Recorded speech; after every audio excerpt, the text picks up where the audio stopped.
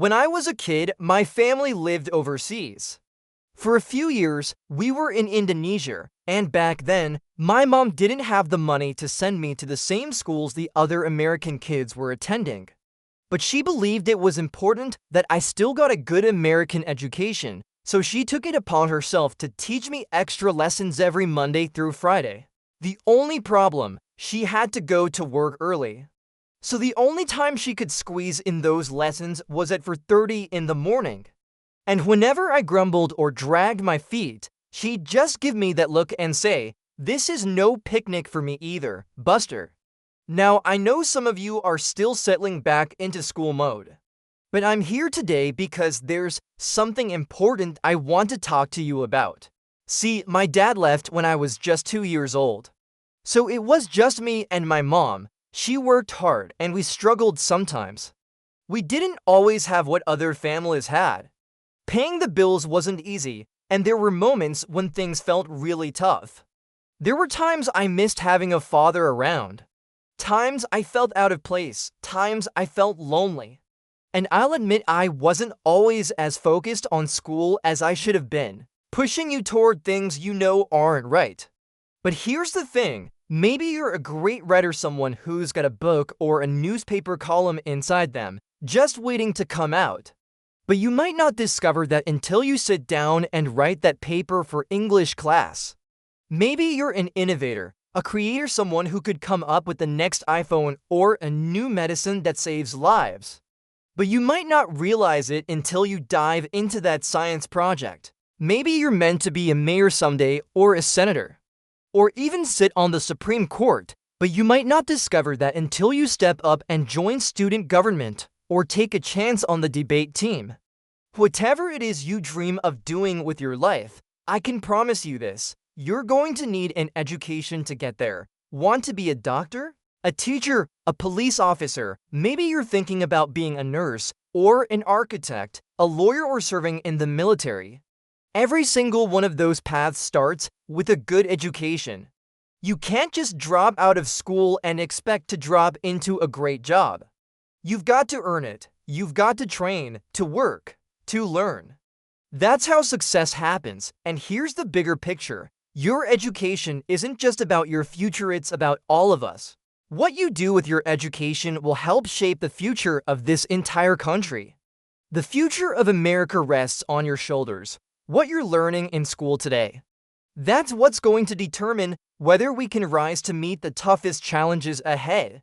You'll use the science and math you study now to help cure diseases like cancer or AIDS, to invent new energy sources, and to protect our planet.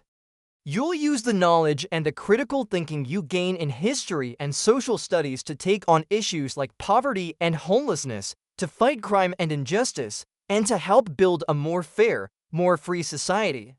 And you'll use your creativity, yes, the same creativity you build in art class or while writing essays, to create new businesses, new jobs, and to strengthen our economy. That's why we need every single one of you to step up, develop your talents, sharpen your skills, expand your mind, because we need you. We need your ideas, your energy, your intelligence to help us older folks solve the problems we haven't figured out yet.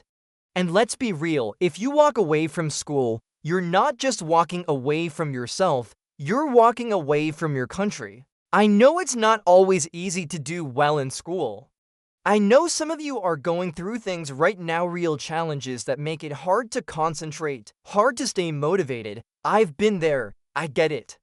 But here's the truth. The circumstances of your life, how you look, where you're from, how much money your family has, or what's happening at home, none of that is an excuse. It's not a reason to slack off on your homework. It's not a reason to have a bad attitude in class. It's not an excuse to disrespect your teacher, skip school, or give up altogether. There is no excuse for not trying. Where you are today doesn't have to define where you'll be tomorrow. Your future isn't already written. No one else gets to decide that for you. Because here in America, you get to write your own story. You get to shape your own future. And young people just like you are doing exactly that every single day, all across this country. That's why I'm asking each of you to set a goal for your education and to do everything in your power to reach it. Your goal doesn't have to be huge. It could be something simple like doing all your homework, staying focused during class, or setting aside time to read every day. Maybe you'll join a school club, a sports team, or volunteer to help out in your community.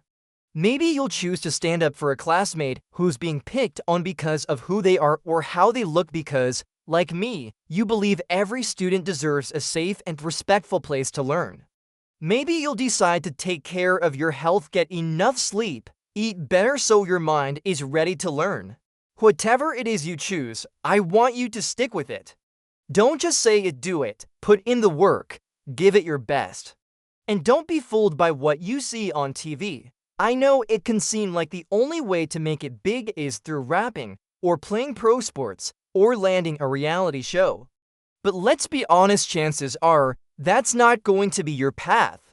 Here's the truth, being successful isn't easy. It takes work. You're not going to love every subject you study. You won't always connect with every teacher. And let's be real, some assignments won't feel all that important in the moment. You're not going to ace everything on the first try, and you know what? That's okay. Some of the most successful people out there, they've failed a lot. Take J.K. Rowling, the author of Harry Potter. Her first book was turned down by publishers 12 times before someone finally gave it a chance. Michael Jordan, one of the greatest basketball players of all time, got cut from his high school team. He lost hundreds of games and missed thousands of shots throughout his career. But he once said, "I have failed over and over and over again in my life, and that is why I succeed." The reason these people made it, they didn't let failure stop them. They didn't let it define them. They let it teach them. They used failure as fuel to grow, to improve, to figure out what to do better next time. So if you mess up and get in trouble, that doesn't mean you're a bad kid.